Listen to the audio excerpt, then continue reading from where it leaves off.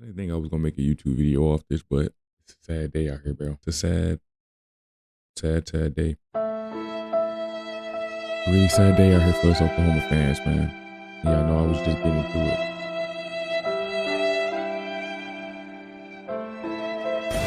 You see it, man. All right, we have Material. Just take my arm, bro. Just take my wrist. Whatever you need, bro. The way I'm feeling, bro. Oklahoma, they were doing good, bro. But one thing I can say with the amount of comments and stuff we've been getting on these reaction videos and all of that, I still got faith in Oklahoma. You know, still feel like we can make some it to breaking the national championship. Still feel like that we can go and compete for a natty. I believe the quarterback, Hawkins, he should be starting now. I mean, I think he can get the job done. I really do. Like I said, with the comments that we was talking about, with all Oklahoma fans that I was talking to back and forth in the comments about, the other quarterback when he popped up in the blowout win versus Temple, and everybody was talking about him or whatever. I mean, hey, I got some faith in him. But, for the people who don't know, or the people who just like looking at my reactions when it come to Oklahoma, we gonna sit back, look at this video, and let y'all hear what they got to say. All right, we have some breaking news out of college football where Oklahoma quarterback John MATEER will undergo surgery on Wednesday to repair a right hand injury. Now, it's unclear that how much time he's going to miss, but Coach Brent Venables said he expects MATEER to return at some point this season. Now, real quick, let's just clap it up for him real quick. Clap it up for him real quick. Because we're not going to talk about how he suffered the injury in the first quarter and then still decided to play out the whole game. And then he was the one who scored like the game defining touchdown. On the touchdown. The blitz. Running room for MATEER. MATEER touchdown. That, put them over Auburn. So if you really sit back and think about that, his Heisman odds, they're going to go down and things of that nature. But if he can make it back, and I mean, really, this next game, I mean, it wasn't really going to matter anyway. They playing Kent State. Oklahoma destroying Kent State. Ain't got no problem with that. So this week ain't no problem. But we do have to talk about the following weeks plus the following upcoming game. Like I said, the next game coming up, it don't really too much matter. They playing Kent State. It's not that really that big of a deal. But we do also have these other games that we have to consider. Okay, now, like as I was saying though, upcoming game that they got a dire need for him to be able to even play that game, because obviously it was going to be a blowout, and then the backup was going to have to play anyway. So let's just start there with that. That's cool. But like I said, with him to have had an injury in the first quarter and then still play the whole game out, right? Still play the whole game out, and not only play the whole game out, but then also win it for your team. If that's not Heisman candidacy, I don't know what is. Now, hopefully, he can rehab hard and make it back with a decent amount of games left to put under his belt to showcase why he should win Heisman. Even then, that's a little shaky, because then it's like, when do they reward Heisman? Like, is it before the Natty or after the Natty? Before the draft? Yeah, it's before the draft for sure. Don't know why I said that, but it's definitely before the draft. But when do they award Heisman? Like, I don't even really know when they do that. We're going to look at this real quick, and then we're going to go back into looking at the CBS video. Even then, they say OU's defense needs to step up with John MATEER on injury reserve. Don't really need to say they need to step up big. I mean, their defense has already been good. So I feel like their defense is going to still continue to do what they do. Now, Kent State, like I said, it's October 4th, not really that big of a problem. Plus, now that I'm thinking about it, we don't even play this week. We don't play this week. So that's even another major W. That gives you extra time for Hawkins, to do whatever y'all need to do with Hawkins, plus the backup with Hawkins, or Hawkins or whatever. So it gives you enough time to get all that situated. And then once you do get all that situated, it gives you enough time to rest. Hopefully people come back, gives you an idea of who you're going to put out there, because it's Kent State. I doubt they're going to go extremely hard on Kent State, but that gives them so much time, right? Because they play Texas on the 11th. Now that game, it's a rivalry game. This is gonna be the biggest game coming up. And they got Arch Manning. As long as our defense can do what they've been doing, we still winning this even with the backup. Y'all. Because you got to think about it. Archie ain't been playing good. He ain't been playing good at all. And we still got weapons. Oklahoma still got weapons. So, hey, I still feel like Oklahoma should be favorites to win against them, because I really just do believe that, Now, sorry if this video seems like a little boring to y'all or whatever, but this just me wanting to talk to our Oklahoma fans. I would have been posted it, but I had to give myself a minute, man, before I started reacting to all of this. Yeah, I see it's 12:20 at night for me right now. I had to give myself some time, bro. Seeing the news, and I was like, dang, bro, like that's a major blow, really a major blow. Let's look at the roster. Can we look at the roster? Yep, there go Hawkins. We got Hawkins, MATEER, Newboyer. I think it's his name. He's a sophomore. Okay, he's 6'6". What do y'all know about him? Let me know what y'all know about him. 6'6" sophomore. Who he played with? He played with somebody else at first. What, North Dakota or something? He a transfer? Gotta be. That's actually dope. And then who is this? He's a freshman. Is he redshirted? Yeah. Where is he from? Lyndon, what's that, y'all? Y'all gonna have to let me know in the comments. What is this? What place is this? In Utah County. Oh, I never heard of this place. I mean, I'm from East St. Louis, so it's a lot of places I ain't never heard of. Y'all keep that in mind. My fault. But all right, I mean, they look like they got a good quarterback room for sure. I mean, 6'1", 6'1", 6'6", 6'2", and then bro right here is he's a dual threat, right? I think the conversations was. So hey, I still feel like Oklahoma is in good position to win. Ooh, hopefully we can ramp up Aiden, bro. Like I really, really, really hope that they can get him going. I really do. Ain't no news on them or nothing. And I don't know what y'all know deep in the college game. So y'all gotta let me know. Like I'm learning. As we reacting. I love football, but like I've never been the one to like really get down and dirty into the business of it, because a lot of people feel like they could be coaches and all of that. I ain't got time for all that. I just watch it for the enjoyment of football. Get back to looking at this. MATEER was injured in the first quarter of Saturday's win over Auburn, and the Sooners, they are off this week. So sophomore Michael Hawkins Jr. will start OU's next game on October 4th against Kent State.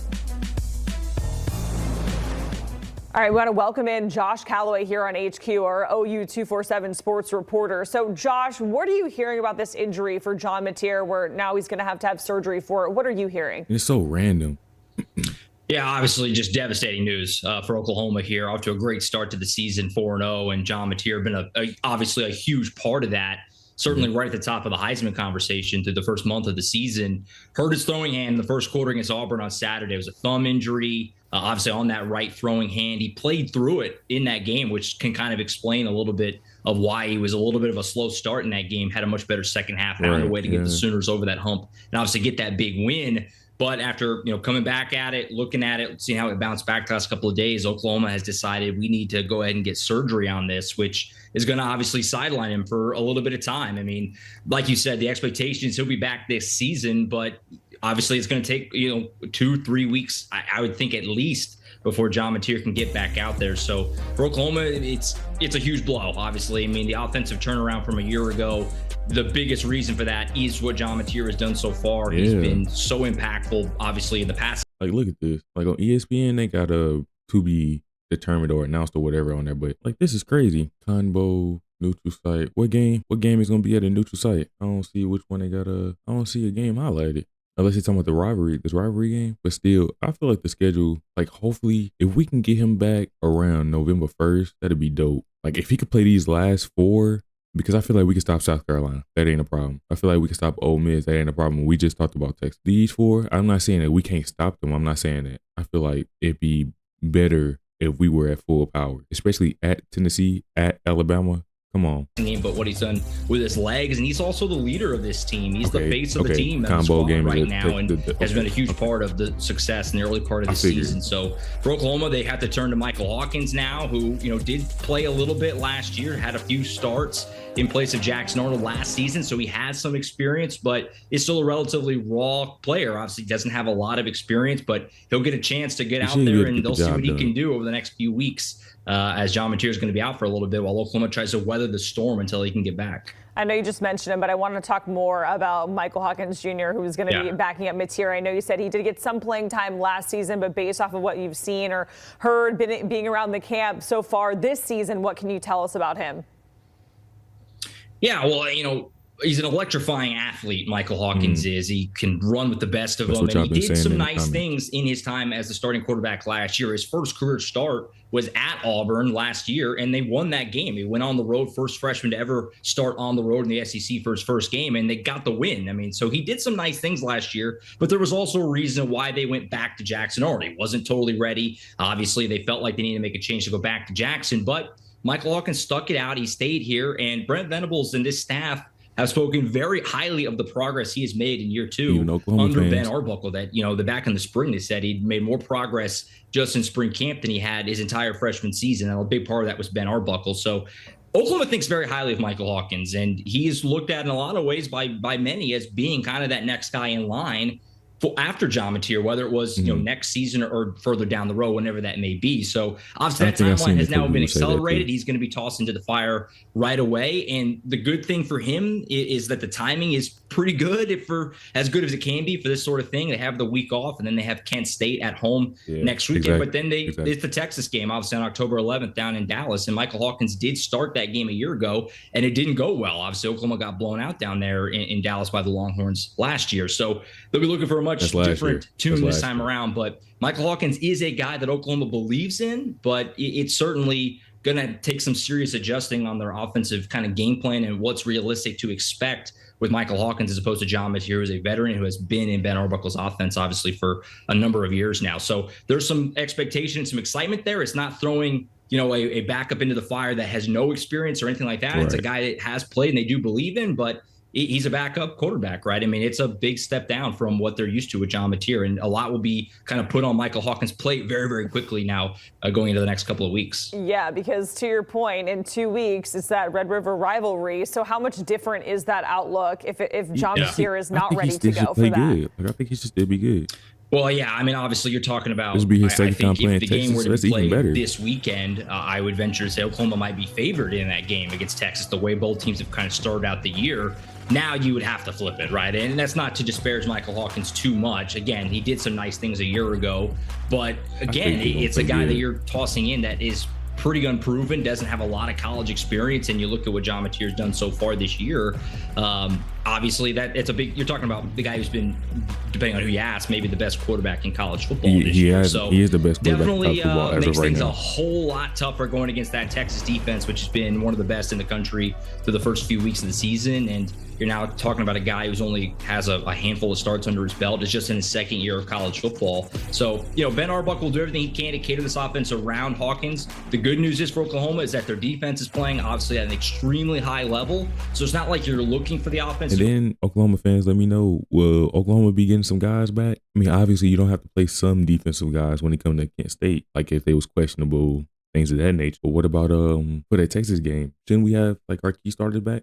Put up 40 points every weekend to win. But that being said, you're going to have to find a way to create some big plays and get some points on the board down against a really good Texas defense in a couple of weeks. So, like I said, the one good thing about this, if there is any positive spin you can put on it, is that the timing is as good as it can be with a bye week and then Kent State next week. So they have really, all due respect to Kent State, honestly, basically 3 weeks to get Michael Hawkins completely ready to go for that Texas game down in Dallas. So from that perspective, it gives you a little bit of hope. It's not, end of the world, like Oklahoma is completely doomed here, but obviously it's a huge blow. Anytime you lose your starting quarterback and a really good one at that, and John Mateer. Yeah, but that bye week is everything. An extra week, I mean, it does matter. Yeah. Josh, we certainly appreciate it chatting with us here. That breaking news that we're following here on HQ out of college football, where John Mateer is going to have surgery on his right hand. That's also his throwing hand because of an injury. As mentioned, they are off this week. The Sooners, they're sitting at 4-0. They play Kent State on October 4th. And then again, it is the Red River rivalry on October 11th against Texas, where it doesn't seem like John Mateer is going to be ready, but that is the outlook that we're dealing with here as we're looking at the Sooners' schedule as they sit at 4-0. All right, we have more to discuss here for the Sooners. With John Mateer having surgery, what does this mean for the Sooners and their outlook in terms of the CFP? It's just going to be a bunch of people talking at that point about the injury, but yeah, I don't know. Y'all let me know in the comments, man. Oklahoma fans, how we feeling, bro? I think we still going to make it. I do. I genuinely think we still gonna make it. Y'all let me know, man. Till next time.